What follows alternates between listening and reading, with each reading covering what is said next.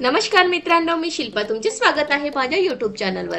तर आज आपण बनवणार आहोत वाळवणाची दही मिरची।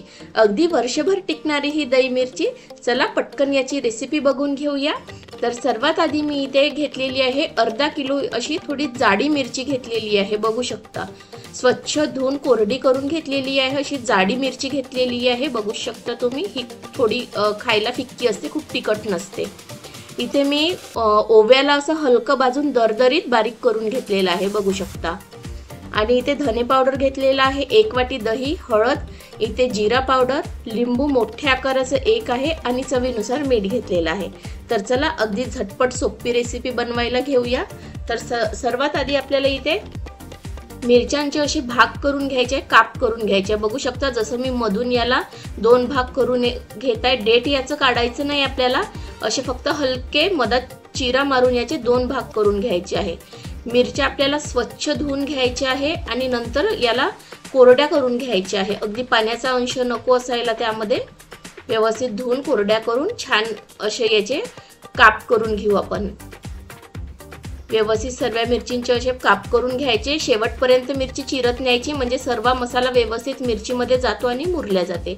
सर्व मिरच्या इथे मी अशा कट करून घेतलेल्या आहे, बघू शकता। बी वगैरे काही आपल्याला काढायचं नाहीये, फक्त अशा कट करून घ्यायच्या आहे। अर्धा किलो मिरच्या इथे आपल्या घेतलेल्या आहे मी। तर चला बघूया यामध्ये साहित्य। सर्वात आधी आपण यामध्ये मीठ टाकून घेऊ आणि मीठ इथे जास्त टाकायचं आहे।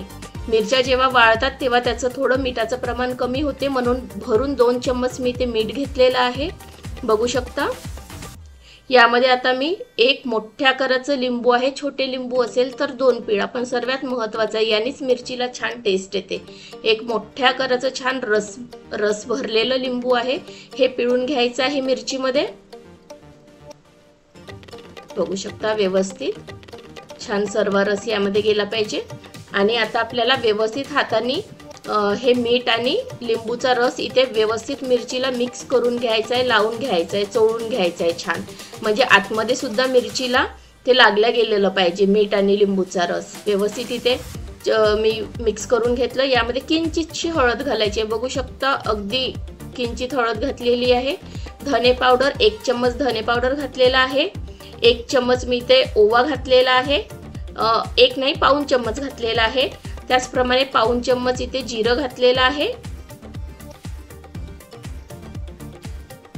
आणि दही घातलेलं आहे।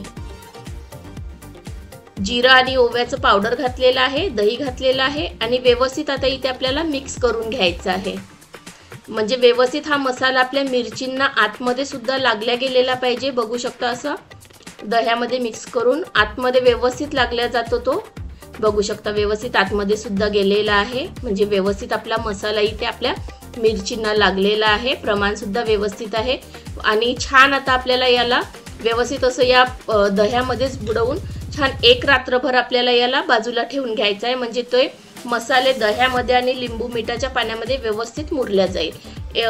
दुसऱ्या दिवशी सकाळी बघू शकता इथे आपल्या मिरच्या बनवून तयार आहे, म्हणजे 1 रात्रभर मी काल रात्री या बनवायला घेतल्या होत्या, रात्रभर याला मुरू दिल्या। आता या आपल्या मिरच्या वाळत टाकायसाठी तयार आहे। व्यवस्थित याला मिक्स करून घेतलेला आहे।